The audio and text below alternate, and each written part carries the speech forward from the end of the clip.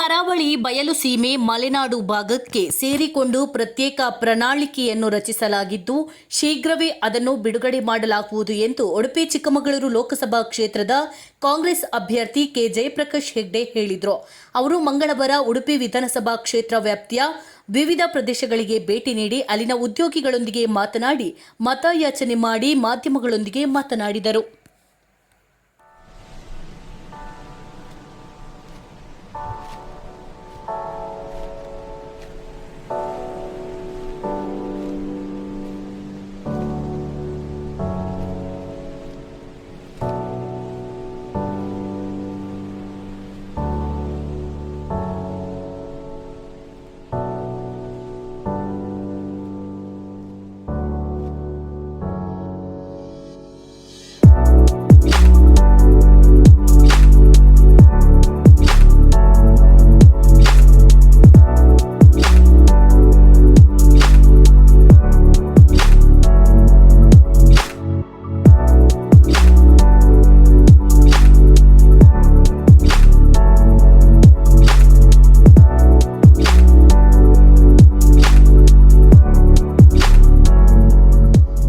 ನಾಯಕರೊಂದಿಗೆ ವಿಧಾನಸಭಾ ಕ್ಷೇತ್ರ ವ್ಯಾಪ್ತಿಯ ಮಣಿಪಾಲ ಶಿಕ್ಷಣ ಸಂಸ್ಥೆಗಳು, ಮಣಿಪಾಲ ಪ್ರೆಸ್, ಜಯಲಕ್ಷ್ಮಿ ಸಿಲ್ಕ್ಸ್, ಕೆಮ್ಮಣ್ಣು ಹಾಗೂ ಬೆಂಗ್ರೆ ಭಾಗದ ಫಿಶ್ ಕಟಿಂಗ್ ಯೂನಿಟ್, ಬ್ರಹ್ಮಾವರ ಭಾಗದಲ್ಲಿ ಜಯಪ್ರಕಾಶ್ ಹೆಗ್ಡೆ ಬಿರುಸಿನಿಂದ ಮತಯಾಚನೆ ಮಾಡಿದರು.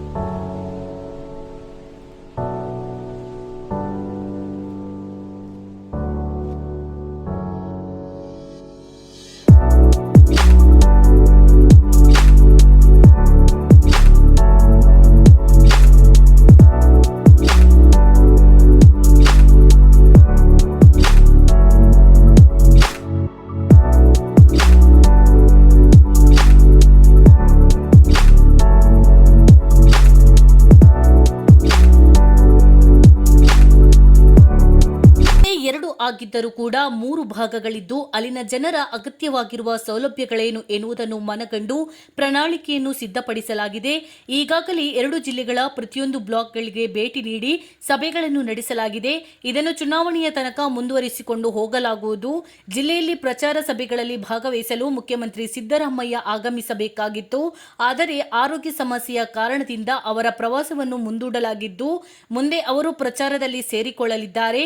ಇದರೊಂದಿಗೆ ಉಪಮುಖ್ಯಮಂತ್ರಿ ಡಿಕೆ ಶಿವಕುಮಾರ್ ಕೂಡ ಆಗಮಿಸಲಿದ್ದಾರೆ ಎಂದರು.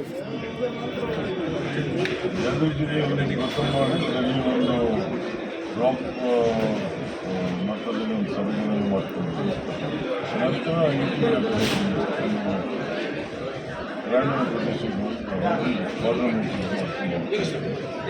ಜನಾಭಿಪ್ರಾಯ ಭಾಳ ಚೆನ್ನಾಗಿದೆ. ರೆಸ್ಪಾನ್ಸ್ ಅದು ಒಳ್ಳೆಯವರೆಗೆ ನಾವು ಪ್ರಯತ್ನವನ್ನು ಕಂಟಿನ್ಯೂ ಮಾಡಬೇಕಾಗಿ ಮತ್ತು ಏನು ಅಭಿಪ್ರಾಯ ಇದೆ ಅದಕ್ಕೆ ಪಡುವ ಚೆನ್ನಾಗಿ ಸ್ಥಳೀಯವಾಗಿ ಒಂದು ಮಾಡಿದ್ದೇವೆ, ಭೇಟಿ ಕೊಟ್ಟಿದ್ದೇವೆ.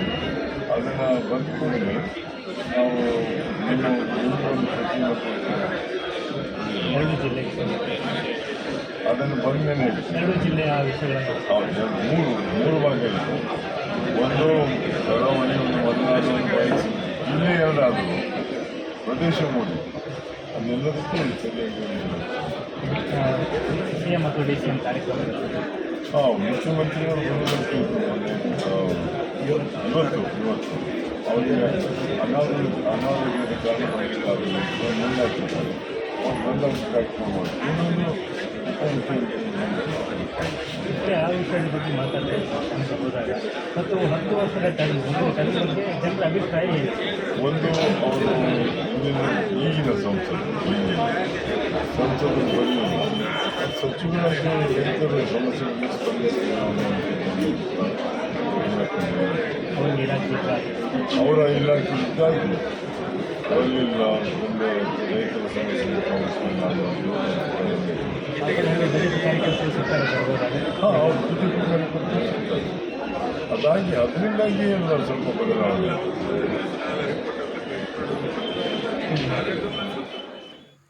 ಈ ವೇಳೆ ಪಕ್ಷದ ನಾಯಕರಾದ ಪ್ರಸಾದ್ ರಾಜ್ ಕಾಂಚನ್, ಪ್ರಖ್ಯಾತ್ ಶೆಟ್ಟಿ, ರಮೇಶ್ ಕಾಂಚನ್, ಯತೀಶ್ ಕರ್ಕೇರ, ವೆರೋನಿಕಾ ಕರ್ನೇಲಿಯೋ, ಎಂಎ ಗಫೂರ್, ಅಜಿತ್ ಶೆಟ್ಟಿ ಕೆರಾಡಿ, ಸೌರಭ್ ಬಲ್ಲಾಳ್, ಮೀನಾಕ್ಷಿ ಮಾಧವ ಬನ್ನಂಜೆ, ಶರತ್ ಶೆಟ್ಟಿ ಹಾಗೂ ಇತರರು ಉಪಸ್ಥಿತರಿದ್ದರು.